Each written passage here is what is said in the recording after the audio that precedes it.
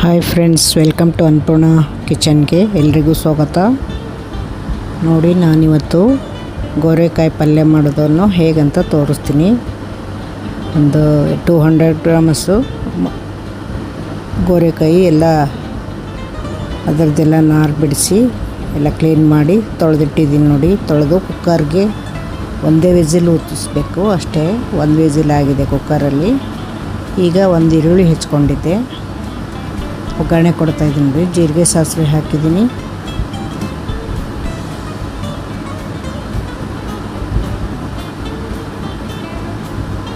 ನಂತರ ಚಟಪಟ ಅಂದಮೇಲೆ ಕರಿಬೇವು ಹಾಕಬೇಕು.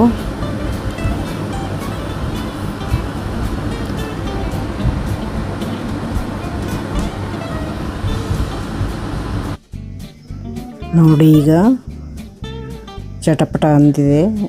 ಎಲ್ಲ ಜೀರಿಗೆ ಸಾಸಿವೆ ಎಲ್ಲ ಚೆನ್ನಾಗಿ ಕೆಂಪಾದ ಮೇಲೆ ಕರಿಬೇವು ಹಾಕ್ಕೊಂಡಿದ್ದೀನಿ. ನಂತರ ಒಂದು ಈರುಳ್ಳಿ ಹೆಚ್ಚಿಟ್ಕೊಂಡಿದ್ನಲ್ಲ ಅದು ಕೂಡ ಹಾಕಿದ್ದೀನಿ. ನೋಡಿ, ಈಗ ಹಾಗೆ ಫ್ರೈ ಮಾಡಬೇಕು ಸ್ವಲ್ಪ.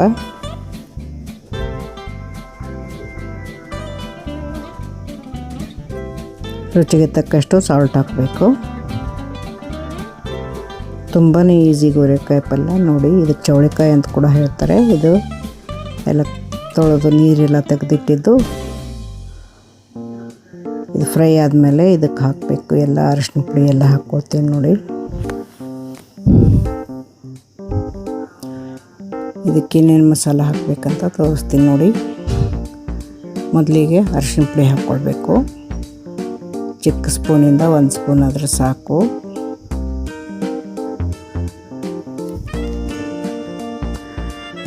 ನೋಡಿ, ಚೆನ್ನಾಗಿ ಮಿಕ್ಸ್ ಮಾಡಬೇಕು ಇದನ್ನು. ನಂತರ ಸ್ವಲ್ಪ ಜೀರಿಗೆ ಪೌಡರ್ ಹಾಕ್ಕೋಬೇಕು.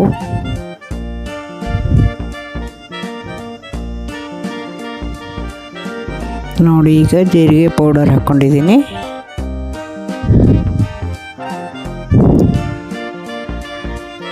ಅದನ್ನು ಚೆನ್ನಾಗಿ ಮಿಕ್ಸ್ ಮಾಡಬೇಕು. ನಂತರ ಚಿಲ್ಲಿ ಪೌಡರ್ ಹಾಕ್ಕೋಬೇಕು.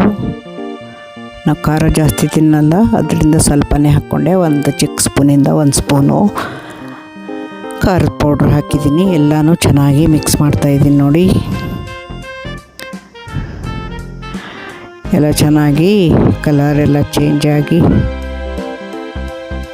ಎಲ್ಲ ಮಿಕ್ಸ್ ಆದಮೇಲೆ ಈ ಚೌಳಿಕಾಯಿ ಎಲ್ಲ ನೀರು ತೆಗೆದಿಟ್ಟಿರ್ತೀವಲ್ಲ ಗೋರೆಕಾಯಿ, ಇದನ್ನು ತಗೊಂಡು ಇದಕ್ಕೆ ಮಿಕ್ಸ್ ಮಾಡಬೇಕು ಈ ಒಗ್ಗರಣೆಯಲ್ಲಿ. ನೋಡಿ, ಒಗ್ಗರಣೆಯಲ್ಲಿ ಮಿಕ್ಸ್ ಮಾಡಿ ಚೆನ್ನಾಗಿ ಎಲ್ಲ ಚೆನ್ನಾಗಿ ಮಿಕ್ಸ್ ಆಗೋವರೆಗೂ ಕಲಿಸ್ಬೇಕು. ನಂತರ ಲಾಸ್ಟಲ್ಲಿ ಇದಕ್ಕೆ ಶೇಂಗಾ ಪುಡಿ ಮಾಡಿಟ್ಟಿರ್ತೀವಿ, ಅದನ್ನು ಹಾಕಬೇಕು. ಶೇಂಗಾ ಮತ್ತು ಬೆಳ್ಳುಳ್ಳಿ 2 ಸೇರಿಸಿ ಪುಡಿ ಮಾಡಿಟ್ಟಿದ್ದು, ಮತ್ತೇನು ಹಾಕಿಲ್ಲ ಅದಕ್ಕೆ. ಶೇಂಗಾ ಹುರಿದು ಬೆಳ್ಳುಳ್ಳಿ ಹಾಕಿ ಪುಡಿ ಮಾಡಿಟ್ಟಿದ್ದು ಆ ಪೌಡರ್ ಹಾಕಬೇಕಷ್ಟೇ ಲಾಸ್ಟಲ್ಲಿ. ನೋಡಿ, ಹಾಕ್ತಾಯಿದ್ದೀವಿ. 1-2-3 ಸ್ಪೂನ್ ಹಾಕಿದರೆ ಸಾಕು, ಜಾಸ್ತಿ ಹಾಕಬಾರ್ದು. ಇದು 1/4 kg ಎಷ್ಟು ಮಾಡ್ತಾ ಇರೋದ್ರಿಂದ ಜಾಸ್ತಿ ಪೌಡರ್ ಕೂಡ ಹಾಕಬಾರ್ದು. ಸ್ವಲ್ಪನೇ 1-2-3 ಸ್ಪೂನ್ ಹಾಕಬೇಕಷ್ಟೇ. ನೋಡಿ, ಪಲ್ಯ ರೆಡಿಯಾಗಿದೆ. ಯಾರಿಗೆಲ್ಲ ಈ ಗೋರೆಕಾಯಿ ಚೌಳಿಕಾಯಿ ಅಂತಲೂ ಹೇಳ್ತಾರೆ ಇದಕ್ಕೆ. ಇದು ಯಾರಿಗೆಲ್ಲ ಈ ವಿಡಿಯೋ ಇಷ್ಟ ಆಯಿತು ಲೈಕ್ ಮಾಡಿ, ಶೇರ್ ಮಾಡಿ, ಸಬ್ಸ್ಕ್ರೈಬ್ ಮಾಡಿಕೊಂಡು ವಿಡಿಯೋನ ನೋಡಿ. ಹಾಗೆ ಸಿಂಪಲ್ಲಾಗಿರೋ ವಿಡಿಯೋನ ಹಾಕ್ತಾಯಿರ್ತೀನಿ. ಯಾರಿಗೆಲ್ಲ ಇಷ್ಟ ಆಯಿತು ವಿಡಿಯೋ ಲೈಕ್ ಕೊಡಿ. ನೋಡಿ, ಲಾಸ್ಟಲ್ಲಿ ಮುಚ್ಚಿಟ್ಟಿದ್ದೀನಿ. ಚೌಳಿಕಾಯಿ ಪಲ್ಯ ರೆಡಿಯಾಗಿದೆ. ಹಾಗೆ ಮಧ್ಯಾಹ್ನ ಬಿಸಿಲಿಗೆ ಒಂದು ಸ್ವಲ್ಪ ಮಜ್ಜಿಗೆ ಅನ್ನ ಮಾಡ್ಕೊಳ್ಳೋಣ ಅಂತ ಮಜ್ಜಿಗೆ ಮಾಡಿದ್ದೆ. ಮಜ್ಜಿಗೆ ಮಾಡಿ ಅದಕ್ಕೆ ಒಗ್ಗರಣೆ ಕೊಡಬೇಕು. ಅದಕ್ಕೆ ಜೀರಿಗೆ ಸಾಸಿವೆ, 1-2 ಹಸಿಮೆಣಸಿನ್ಕಾಯಿ, 1-2 ಎಸಳು ಬೆಳ್ಳುಳ್ಳಿ ಎಲ್ಲ ಹಾಕಿ ಒಗ್ಗರಣೆ ಕೊಡ್ತಾಯಿದ್ದೀನಿ.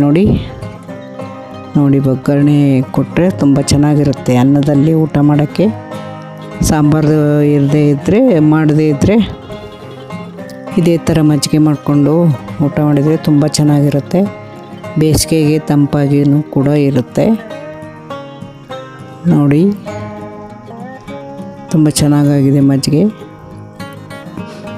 ಅದನ್ನು ರೈಸ್ ಜೊತೆ ಹಾಕ್ಕೊಂಡು ತಿಂದರೆ ತುಂಬ ಚೆನ್ನಾಗಿರುತ್ತೆ. ರೈಸು, ಮಜ್ಜಿಗೆ, ಉಪ್ಪಿನಕಾಯಿ ಬೇಸಿಗೆಯಲ್ಲೇ ತಿಂದರೆ ಆರಾಮಾಗಿರುತ್ತೆ. ಜಾಸ್ತಿ ಹೆವಿನೂ ಊಟ ಆಗಲ್ಲ. ಮಜ್ಜಿಗೆ ಊಟ ಮಾಡೋದ್ರಿಂದ ಹೆಲ್ತಿ, ತಣ್ಣಗಿರುತ್ತೆ ಕೂಡ, ಹೆಲ್ತಿ ಫುಡ್ ಕೂಡ ಅದು ಕೂಡ. ನೋಡಿ ಜೊತೆಗೆ ಉಪ್ಪಿನಕಾಯಿನೂ ಹಾಕ್ಕೊಂಡಿದ್ದೀನಿ. ನೋಡಿ ಮಜ್ಜಿಗೆ 1-2-3 ಸ್ಪೂನ್ ಹಾಕ್ಕೊಳ್ಬೇಕು. ಅನ್ನ ಮಜ್ಜಿಗೆ ತುಂಬ ಸೂಪರಾಗಿರುತ್ತೆ ಈ ಬೇಸಿಗೆ ಟೈಮಲ್ಲಿ. 2 ದಿವಸಕ್ಕೊಮ್ಮೆ ಹೀಗೆ ಮಜ್ಜಿಗೆ ರೈಸು ತಿನ್ನೋದ್ರಿಂದ ಒಂಥರ ಬೇಸಿಗೆಯಲ್ಲಿ ತಂಪು ಅನಿಸುತ್ತೆ. ಯಾರಿಗೆಲ್ಲ ವಿಡಿಯೋ ಲೈಕ್ ಆಯಿತು ಲೈಕ್ ಕೊಡಿ ಒಂದು.